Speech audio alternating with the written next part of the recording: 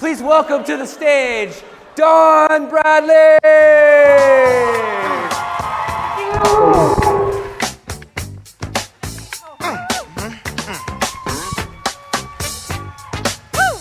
How y'all doing? Please tell me I'm not the only nervous pooper here. Okay. I mean, if you need a cleanse, just book yourself on stage in front of an amazing group of people. I tell ya. All right, January 30th, 2016 is a day I will never forget. It was the day that completely shifted my career. 16 years into behind the chair work, and I melted a client's hair off. Anyone experienced that before? Yeah, you know the feeling. I was like 16 years in, and this is the proof that I suck and I don't know what I'm doing. That last 16 years, clearly I was faking it, right? You know what I'm talking about? This was the confirmation I've been looking for the past 16 years, that I suck, I don't know what I'm doing, I'm an imposter, and I've faked my way through it. I spiraled.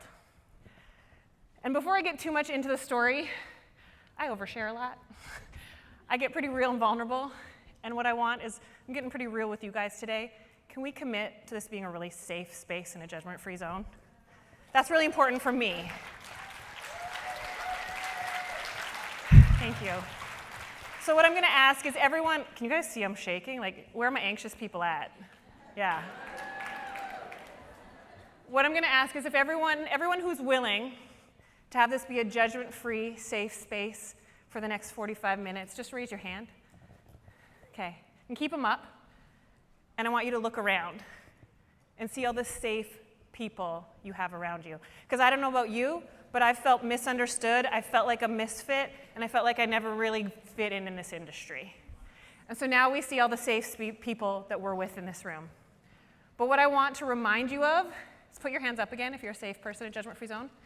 I need you to remind that inner critic right now that tells you you can't, you shouldn't, you won't, and you never will. That you're going to show up judgment-free for yourself today and this weekend. Are you guys down for that? Yeah, because sometimes the fear of judgment of other people is just the fear of the judgment we cast onto other people. Yeah. Just a hard truth right out the gate. All right, so January 30th, 2016, I had, a year before, packed up my salon, sold my house, and moved across Canada to a new city to start over fresh at 31 years old. 16 years into my career, 2 years into a new city, and I'm doing my client's hair, open air balayage, and we were like, gossiping because it was just me and her, and she's like, oh my gosh, it's so hot in here, and I was like, I know, right? Because I thought it was our conversation. And she's like, no, it's like sizzling. And I was like, what? So I went over and I leaned behind her, and it was like I had opened up a preheated oven 450. The heat that rushed on my face, I could hear crackling. Has anyone ever heard crackling on the hair before? Yeah. Judgment-free zone, okay.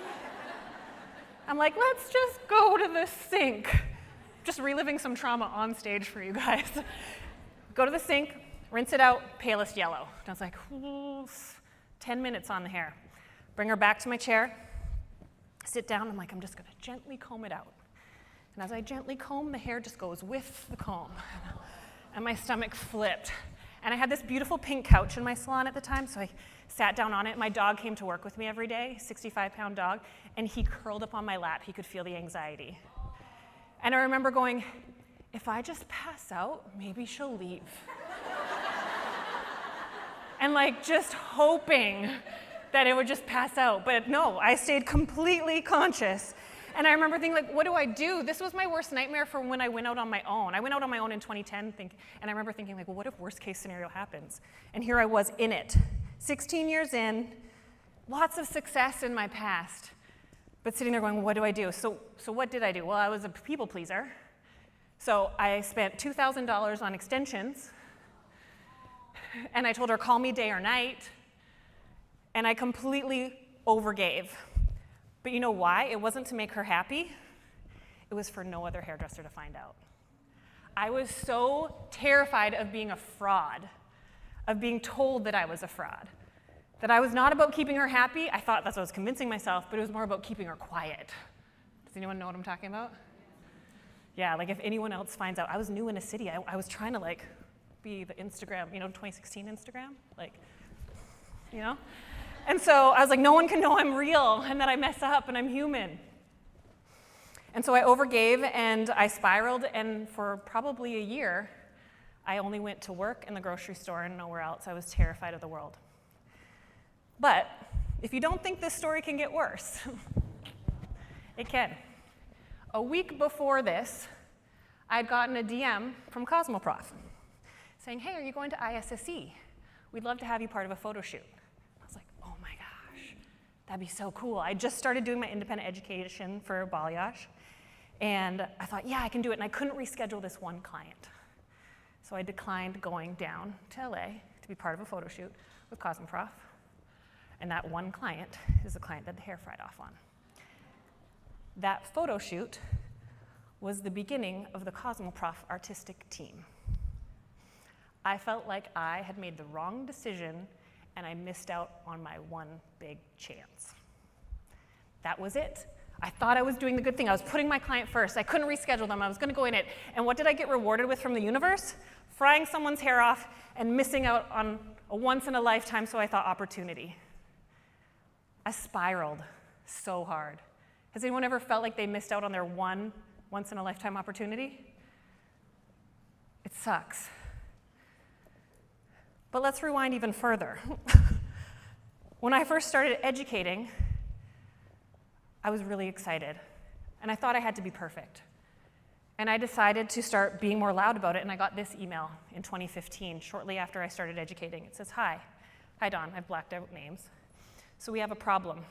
One of your clients came into so-and-so's chair today to have her hair fixed from a hair painting service she had done.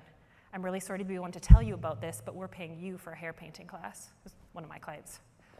We did not discuss a cancellation policy in our emails, but I do think this is a situation where we'd like it all to be resolved. Blank and I would like our deposit back. Blank and I have been doing a lot of hair painting, and like we said, we were looking for an advanced class. That stuff. With this situation, I'd hope we'd have your understanding, no hard feelings. I remember where I was in my house when I read that. And again, I felt like, I'd gone into my growth zone, out of my comfort zone. I was doing something that I was scared to do. Aren't you supposed to be rewarded when you do those things? And yet I got this, and I was like, well, clearly that's confirmation that I shouldn't be educating, that I suck. Obviously, you have to be perfect in order to do things. Any perfectionists in the house? Waiting till nothing ever goes wrong to make your move. I could have stopped then, April 2nd, 2015. I could have never educated ever again. I could have used that as confirmation that I suck, that I shouldn't be teaching, and that who am I? Has anyone ever thought the who am I? Yeah. But instead I had a good cry, real big cry, spiraled hard, and I kept pushing forward. I kept going. How many aspiring educators in the house? A few of you want to educate? Yeah, so know that paralysis or that fear of getting one of these, use it as your motivation. I messed up an NHLer's wife's hair too. She'd come to I was working from my basement, which I was already insecure about because I didn't love the space, but I was in transition, I was in my new city. I didn't know she was an NHL hockey wife. So her first appointment was great because I do well when I don't feel like there's pressure on me. But as soon as I found out she was an NHLer hockey wife, the next appointment, I was so nervous. Anyone else feel like they cave under pressure sometimes a little bit? I'm just going to remind you it's a safe space and a judgment-free zone because I'm going to share something that I've not really shared ever. I know color theory, but when I get anxious, it goes out the window. Anybody know what I'm talking about? Yeah. So she wanted a golden blonde, and I was so used to everyone wanting ash blonde that I just went to my 9V toner, right? Tried and true. And it went a little bit too ashy. And I went, okay, we can do this. I'll just cleanse, shampoo it. I'll pop some gold in it. But I was so nervous because I was like, don't mess up the hockey wife. Don't mess up the hockey wife's hair. So I was like, well, I just want to get a little extra gold to counteract it. And so in my panic and anxiety and not thinking straight, I was like, well, I'll just tone down and that'll be more gold. So I took a 7G. I know. I don't want to admit that to you. What was I thinking? I was like, I'll flash tone it. It'll be quick. It'll just be some extra gold. No. You guys can picture what her hair looked like, right? Super muddy. I was so embarrassed. Her back was wet from the sweat she was having. And I was convinced that at the next Calgary Flames hockey game, someone was going to get on the loudspeaker and be like, do not go see Don Bradley to get your hair done. I felt like such a failure. And I'd been in the industry for 15 years. I'd just moved to a new city. I was doing all the get out of your comfort zone things that I knew that were supposed to pay off. And yet I felt like I was completely messing up at every single turn. But guess what? I'm still here. And so I want you to know, thank you. And so I want you to know that if you're in it right now, and I know there are some of you that are, that you're feeling like every turn you take is another thing slapping you in the face. And you're questioning, should I even be in this industry? Is this even the place for me? Know that it is, and you are. And it's no coincidence. And this is building your resilience. And how you navigate and respond to it will be how you move forward. In 2001, I was told by my own hairstylist not to become a hairstylist. Joke's on her, I respond real well to reverse psychology. And so I was told, don't become a hairstylist. If you want to become financially stable and provide for yourself, do not go into this industry.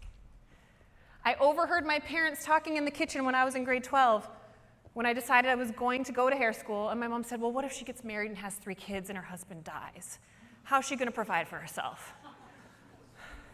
That's maybe why I'm not married and don't have kids. I don't know. I tried it, the marriage thing didn't work. I was not encouraged in this industry. No one had my back. No one was telling me, you can do it, you got it. You guys are so freaking lucky to be here right now getting all this education. Don't you agree? Let's thank Ryan for that. I didn't have that. I thought that I was just a hairstylist. Did I skip? Oh, no. So in 2005, I ended up becoming top earner in my salon. Not most talented, top earner. There's a big difference, but top earner. And I decided to move to the UK, and I went into my interview at the Aveda Global Headquarters, a very cocky young 21-year-old, being like, I'm a top earner. I was humbled. I'm from a small prairie town in Canada. And being a big fish in a small pond, I had a big ego, and I was humbled. I got offered an assistant position. And I was like, excuse me? Best decision I ever did. It felt like a step back. It launched me way forward. I got to work under some of the top hairstylists in the industry, Antoinette Beenders, Ian Michael Black, and got so much experience. So after that year, I got my dream job at 24 years old. I moved to Australia, and I worked for Anthony Nader, who had been named Hairstylist of the Year and Salon Team of the Year. And within 2 weeks, I completely sabotaged it. Because I thought, who am I? I'm just a small town, anxious, awkward, shy gal from the prairies in Canada. I don't deserve to have my dream at 24. I rocked my interview, and then when he said he gave me the job, I was like, wait, what?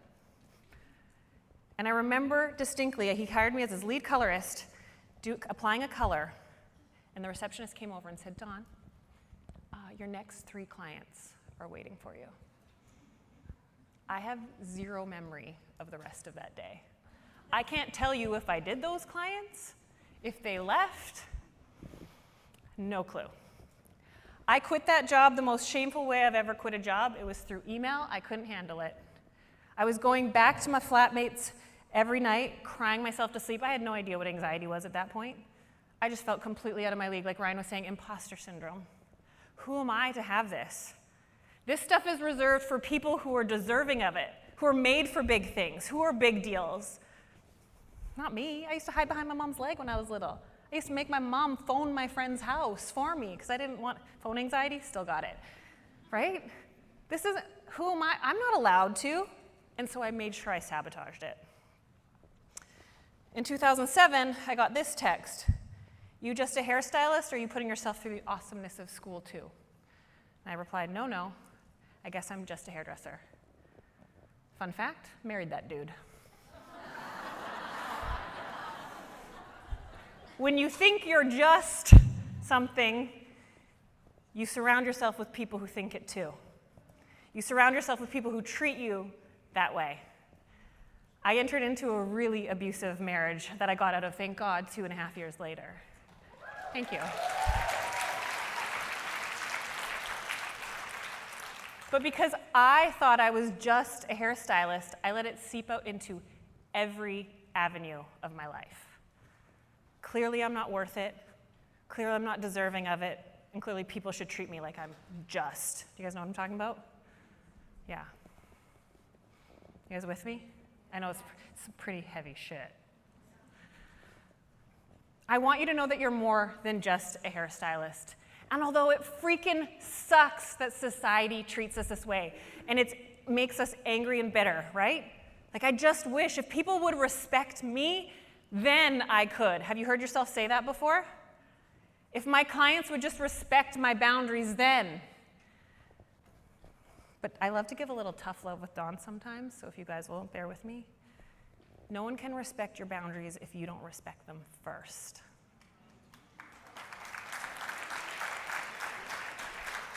And so the next time you get upset at someone asking something of you, you have the choice in how you answer. I used to think the only answer to a question was yes. And I'd say yes, and they'd be like, I can't believe that they just asked me. You guys know what I'm talking about? Yeah. And then you're like retelling the story to a friend. You're like, and so then I said this. They're like, what? I'm like, no, well, that's what I wished I would have said. Like, you're so confident when you're retelling it, and then in the moment you're like, yeah, absolutely, I can totally come in at 6 a.m. for you. Yep. Like Nina was saying, like, put the mattress in the back. I didn't know how to say no, and my value and worth was wrapped up in what other people thought of me. Spoiler alert, you're not a people pleaser, you're a people disappointer. And people pleasing is actually one of the most manipulative things we can do. And I'm so sorry, because usually those of us that are people pleasers feel manipulated by other people. But what we're doing is we're not trying to make them happy, we're trying to control their response to us so we have a predictable response. I know. I'm so sorry, but once you have that aha moment, you can realize, holy crap. You're not trying to make them happy, you're trying to predict their response to you so that your nervous system can stay calm. You guys know that feeling when something unpredictable happens and you're, right? You fly off the handles, fight, flight, or freeze. You need to know that you're more than just a hairstylist, and you need to start respecting your boundaries first, and they'll follow suit. No one can respect you if you don't respect yourself. So back to 2016. For 7 months after that hair fell off, I laid in bed and my anxiety consumed me. It got to the point where I would just hear the ding of my phone and my heart would start palpitating. It started off where I would just see, her name was Lucy, Lucy's name in my text, and I'd be like, you guys know that feeling? Yeah. And then like, oh, what's she gonna say? And then it got to the point where it was just seeing text messages, and my body would respond. And then it got to just hearing the ding of my phone, and I'd be in panic and anxiety. And then even when I'd look and it was nothing, my body was still up here. And then it got to the point of just waking up and looking at my phone would make my heart start racing. And then it got to the point where just waking up, I was having panic attacks, feeling like the world was going to fall out from underneath me. And so on August 30th, 2016, exactly January, February, a few months later, I was eating pizza with my then partner, and we were getting ready to move, and I started to throw up. And I was like, well, maybe some funky cheese, right? I got a weird tummy, you guys know, nervous poops. And then I threw up again 20 minutes later.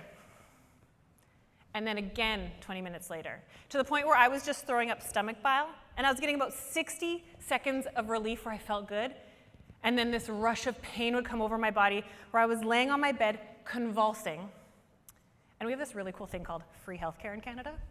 And so I know when I tell this story, it's like doesn't always translate really well, but So I called HealthLink, which we can call a number and talk to a registered nurse for free. And my friend Kelly, I don't know where you are right now, let me know. We don't do that in America.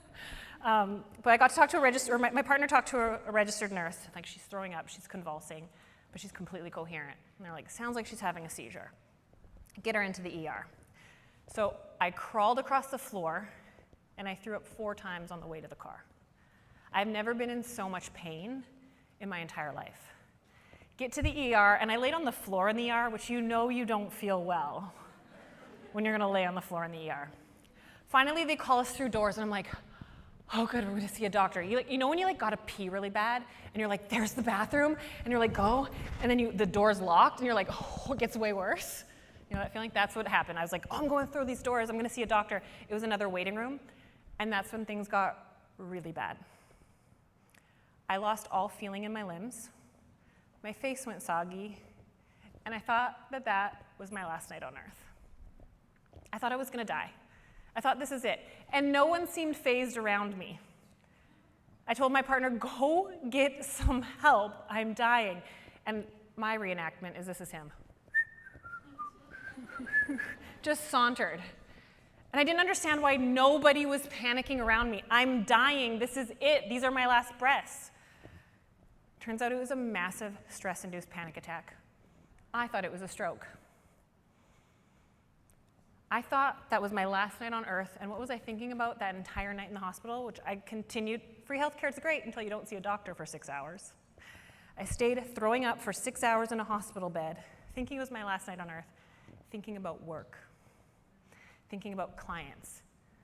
I had 2 big classes that I was going to be teaching in Portland and in LA, and all I want to do is I'm going to refund all their tickets. Who am I to be doing this? Who do I think I am? I want to go live off the land, get off social media. Like, I'm not domestic. I would last half a day on living off the land until I got hungry, and I'd be like, where's McDonald's? But I just wanted to run away, and all I was thinking about was work.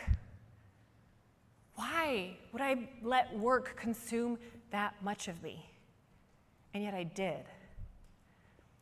And so that night in the hospital bed was a pivotal moment for me. I'd had Reiki done shortly before this, and so I called her after, because I'm like, I've heard that sometimes when you have energy work, you purge. And she's like, yeah, that sounds about right. And she's like, if you're throwing up, that's your solar plexus, and if you guys are into chakras, which I know there's some woo-woo-y people in here. She's like, that's your solar plexus, that's where your self-worth and your self-value lie. And it's like I physically purged all that fear of judgment. And I realized in that moment, I was so scared of what other people were thinking of me because I knew how I thought about other people. I wasn't scared of other people's judgment. I was scared of my own. I was scared other people thought like me. And I had to learn to become more gracious and accepting and celebrate other people's failures because it was proof they were trying, right? And so that changed me. And this is my revenue from 2009 when I was a commissioned stylist. I'm going to be transparent, not money I took home, revenue. And then I went on my own in 2010, and boom, skyrocketed, right? Kept going, and I was pushing myself to the limit, saying yes to everyone, and then you can see where I burnt out. But then my income skyrocketed even more when I came back and I simplified, and I had a plan, and I decided not to sacrifice my lifestyle and my well-being. I know it's scary to think of changing, doing things the way you're doing it because you're scared it will all go away. I have a quote on Instagram that always does really well, and I say, your lack of boundaries is not a form of excellent customer service. I thought I was the customer service queen because I never said no. And I worked 14-hour days. I came in all the time. I thought that was what good customer service was until I burnt out. So when anyone ever tells me, Dawn, I'm different, I like working this much, I'm like, call me in a couple years, right? Those of you guys know. And so I want you to know that if you're in the panic and if you're fearful of well, if I change, if I simplify, if I scale back, I don't want to lose the lifestyle that I have from the money that I've been making. Has anyone ever had that fear? Yeah. You can. You will. It's possible. You just have to be willing to take that leap. And so I simplified and I specialized. I started just doing hair painting and extensions. And this is some of my best work. I really like it. You guys like it?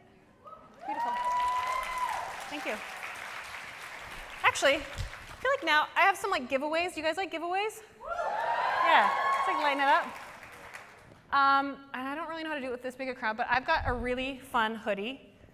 It's a tie-dye hoodie. Oh my God, stop, I heard. And it says, I'm a big deal, and I can do hard things. And so,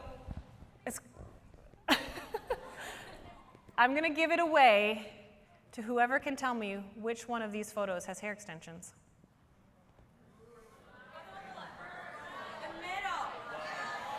See, this is how do I know how to pick? Okay, okay, dude with the backwards hat. Which is the third one? The blonde? Negative, sorry. Yeah. The green one? You bet.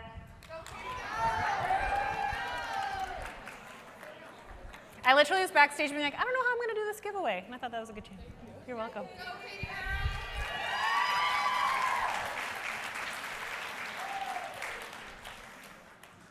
So I simplified and I specialized. I decided I wanted to be known for something and I didn't want to deviate too far from it. That's what I did. And I started showing up and being okay with being imperfect. In my education, I started hoping that something would go wrong in my classes, instead of thinking I needed to show up perfect. I started getting really clear on my communication with my clients in their consultations. I had risks and waivers that they had to sign off on. I had a client once say to me, should I go somewhere else that uses a different color line if this risk exists? I said, no.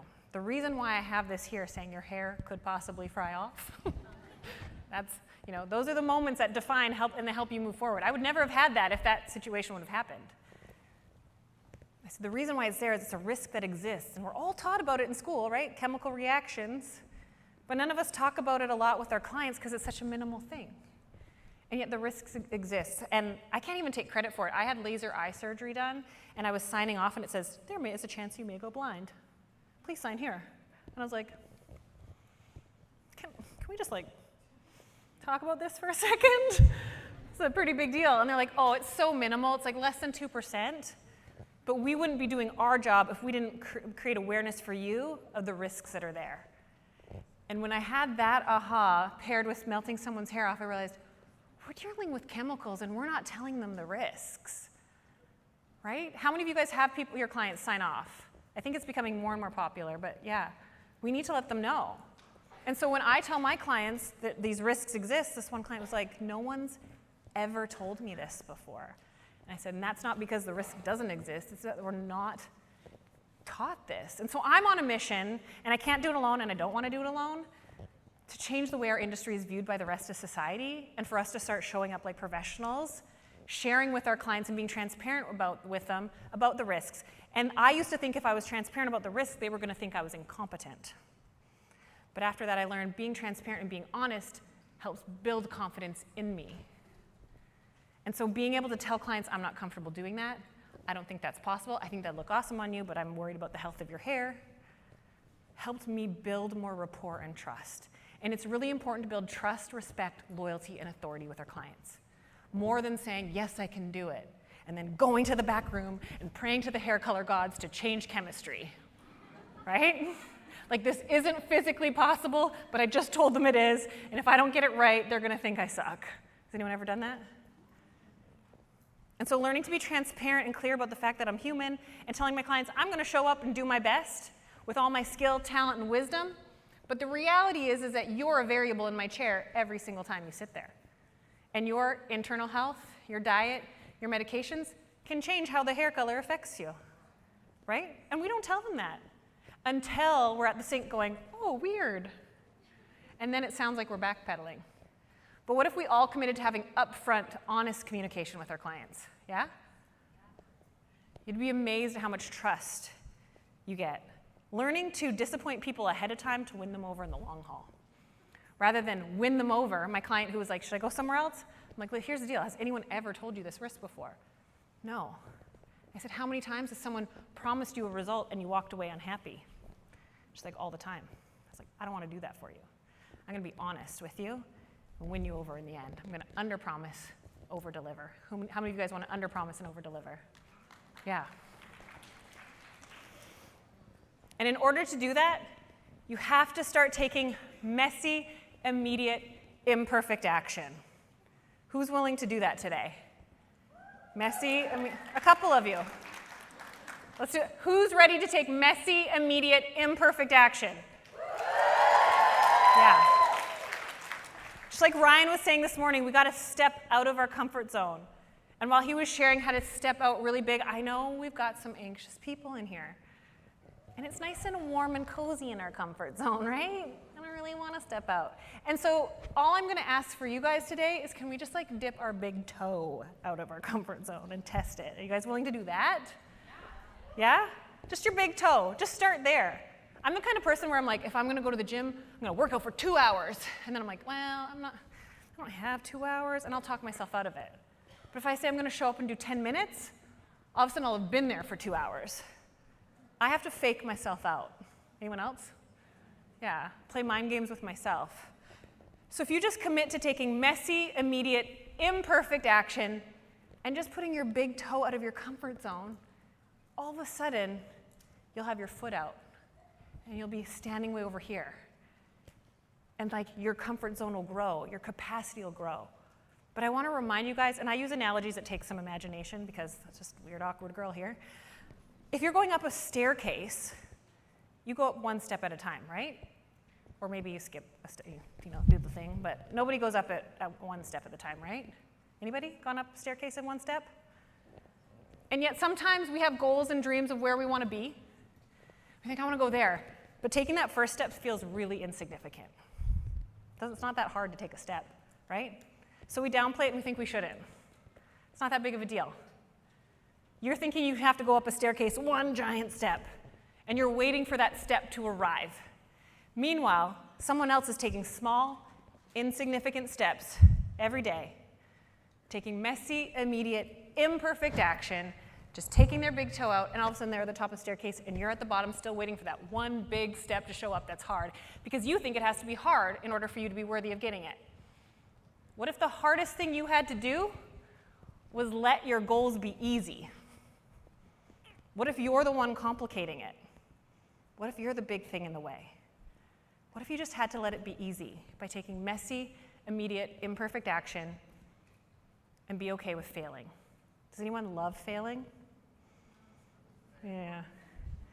So I love that Ryan this morning had that picture of the toddler learning to walk, because this is one of my favorite ones. When you see a toddler, everyone's like seen a toddler learn to walk at some point? Yeah? And what do we do when they fall down? Like, get up again, do it. Can you imagine if we were like, oh my God. That was so embarrassing. Please don't ever, ever do that. You know what, just, no. I'm so embarrassed for you. Right, we don't do that to kids, and yet we do that to ourselves. At some point in life it switches, and we think in order to do things, we have to show up and be really good at them, right? But the reality is you're gonna suck so much before you get better. And so failures, mess ups, telling a group of 700 people that you take nervous poops is proof that you're showing up messy and that you're getting your reps in. So what if you started to look at failure, at embarrassment, as the badges of getting to where you're wanting to go? Yeah? Are you guys like after lunch lull right now? Do we need to wake up a little bit? Preach. So hey, I'm Dawn Bradley, and like I said, I grew up in a small town on the prairies in Canada, thinking that success was reserved for other people. That success and opportunities were for people more deserving, because who am I?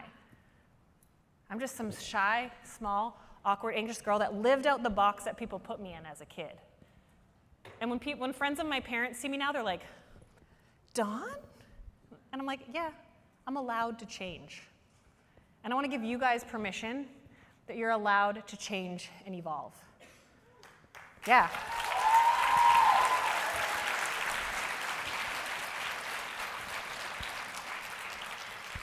And I don't know about you guys, but like, we're in a room with some big freaking deals.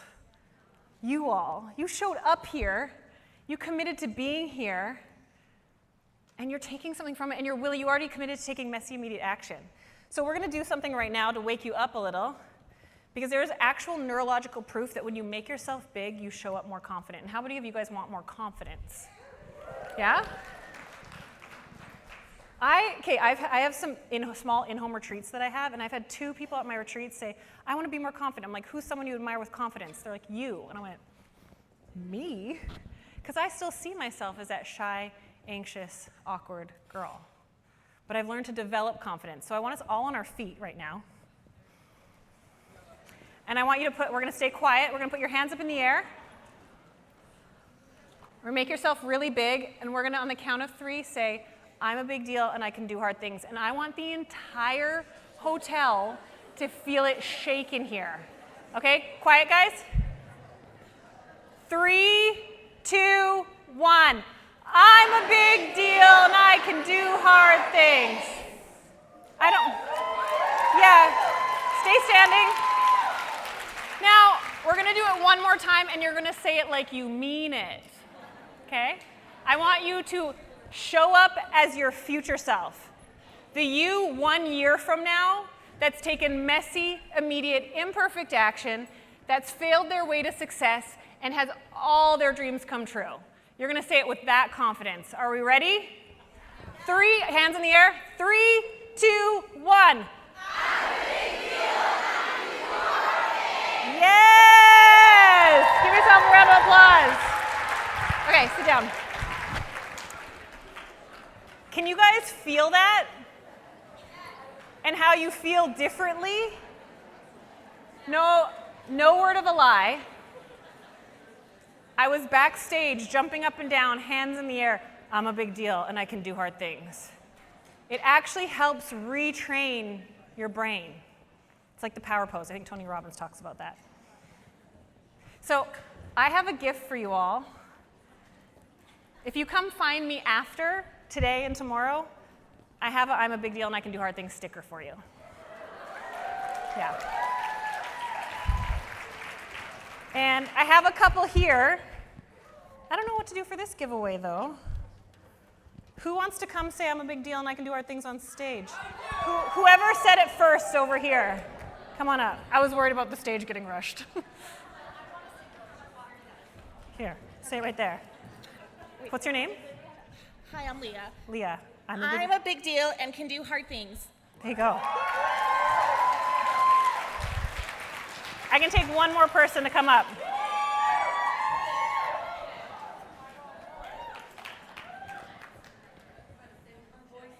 Oh, she's lost her voice. And you're going to talk right into my... I'm a big deal and I can do big things. Yes!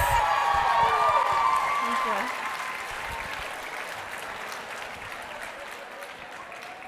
That takes a lot of guts to come up and do that. So can we give them another round of applause?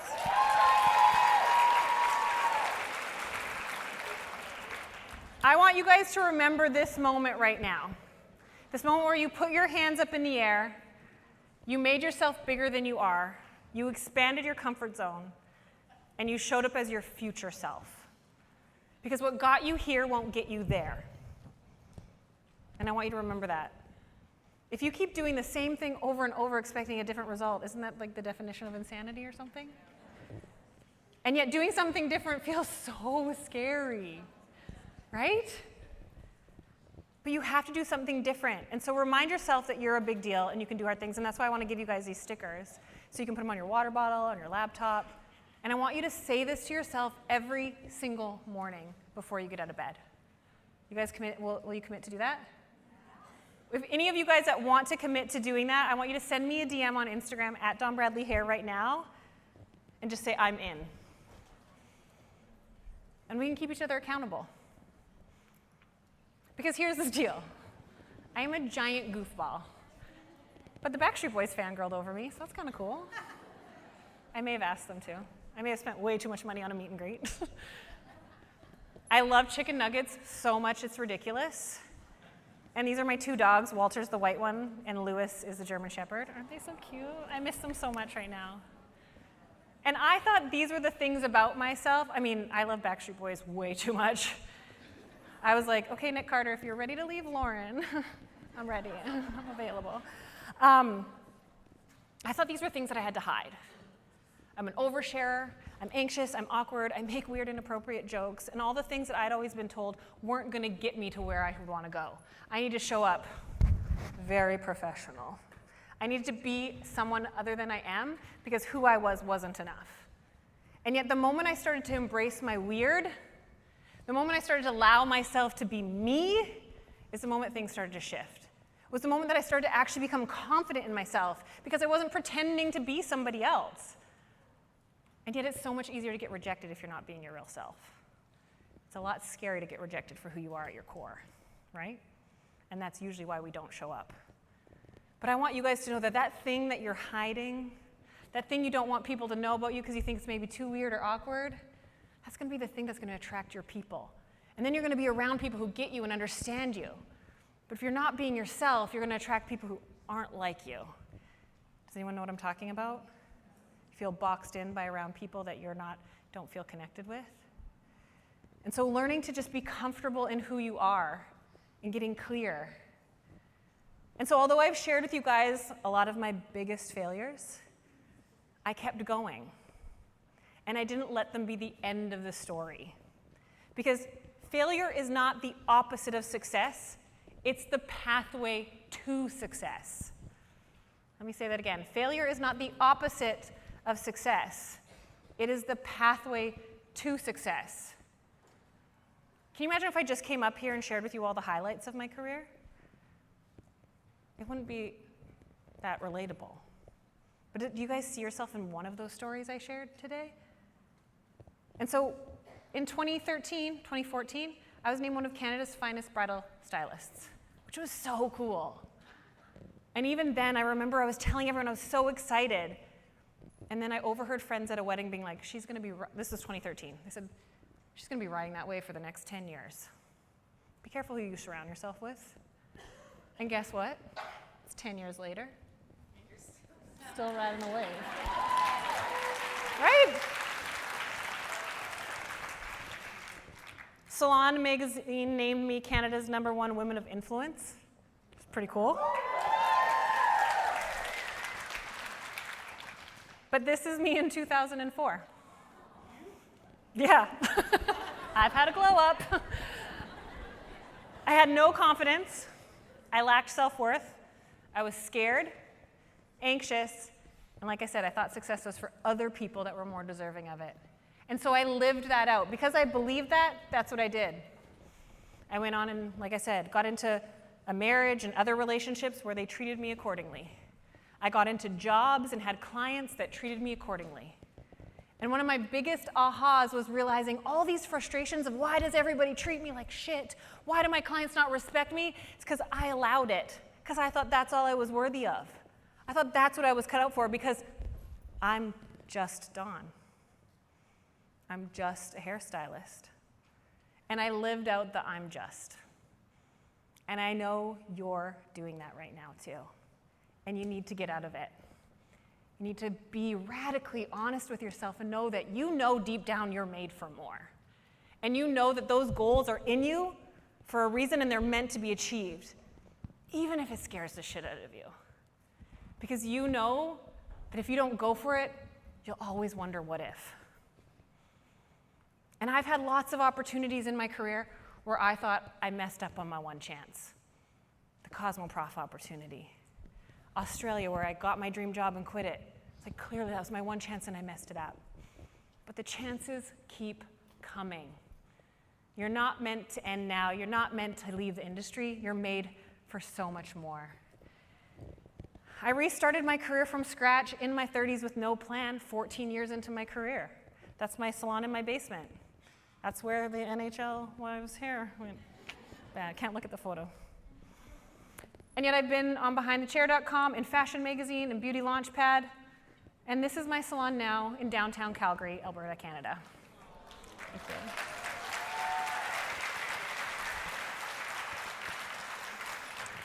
I speak on stages in front of hundreds of people, which I always thought it would be so cool, but I was like, I'm too shy. I have a podcast called The Anxious Creative.